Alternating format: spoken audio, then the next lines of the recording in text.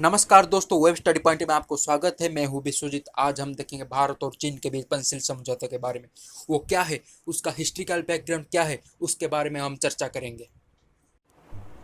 भारत की आज़ादी के समय भारत और चीन के रिश्ते इतने कड़वे नहीं थे जितने कि 1962 के बाद हो गए थे, क्योंकि उस समय अमेरिका पाकिस्तान का पक्ष खेल रहा था। इसलिए भारत ने अपने पड़ोसी देश चीन से मधुर रिश्ते रखने में ही भलाई समझी। यही कारण है कि भारत ने 1950 में चीन द्वारा तिब्बत पर कब्जा करने का पुरजोर विरोध नहीं किया था, लेकिन जब भारत ने दलाई लामा को भारत में शरण दी तो रिश्ते कड़वे होने शुरू हो गए।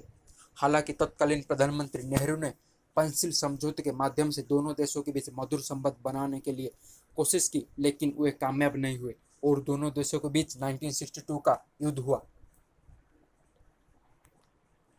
अब आइए इस लेख में जानते हैं कि भारत और चीन के बीच पंसिल समझौता क्या था और क्यों किया गया था।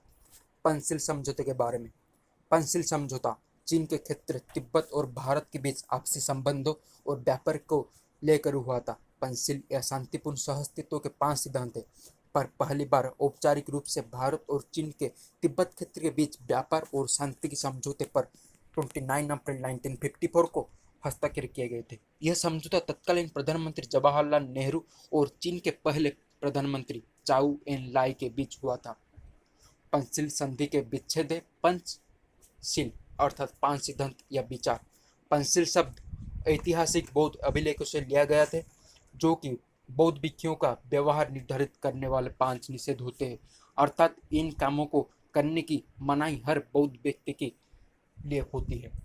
अप्रैल 1954 में भारत ने तिब्बत को चीन का हिस्सा मानते हुए चीन के साथ पंचशील के सिद्धांत पर समझौता कर लिया। इस सिद्धांत के मुख्य बिंदु है: एक, दूसरे देश के आंतरिक मामलों में हस्तक्षेप न करना। 2, एक दूसरे देश पर आक्रमण न करना। 3, शांतिपूर्ण सहअस्तित्व की नीति का पालन करना। 4, परस्पर सहयोग एवं लाभ को बढ़ावा देना।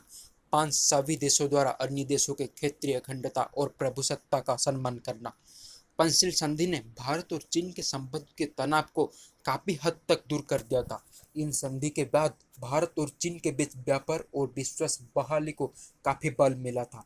इस बीच हिंदी चीन भाई भाई के नारे भी लगाए गए थे। सन 1959 के तिब्बती विद्रोह की शुरुआत में अपनी जान की रक्षा करने के लिए दलाई लामा और उनके अनुयायी सीआईए की मदद से तिब्बत से भागकर 1959 में असम में पहुंच गए थे।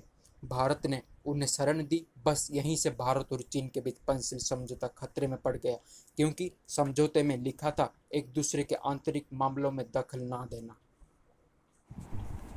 इसके बाद रिश्ते खराब होते गए और चीन सरकार के बढ़ते विरोध के बीच वहां की सरकार ने जनता को शांत करने के लिए देशभक्ति की अलग जगाते हुए भारत के खिलाफ सन 1962 में एक तरफा युद्ध की घोषणा कर दी थी। इस युद्ध के लिए ना तो भारत की सेना तैयारी थी और ना यहाँ की सरकार। इसका परिणाम यह हुआ कि चीन ने भारत की जमीन का बहुत बड़ा हिस्सा अपने कब्जे में कर लिया था। इस प्रकार पंचशील समझौते भारत और चीन से बीच आर्थिक और राजनीतिक संबंधों को ठीक करने की दिशा में उठाया गया एक सोचा समझा कदम था, लेकिन चीन ने इसका गलत फायदा उठाया और भारत के पीठ में छुरा मारने का काम किया है। यदि इस नीति को चीन ने अच्छी तरह अपनाया होता, आज यही परिस्थिति न खड़ा होता। यही है पंचशील नीति की जानकारी। इस वीडियो अच्छा लगा तो अधिक से अधिक लाइक शेयर सब्सक्राइब कीजिए।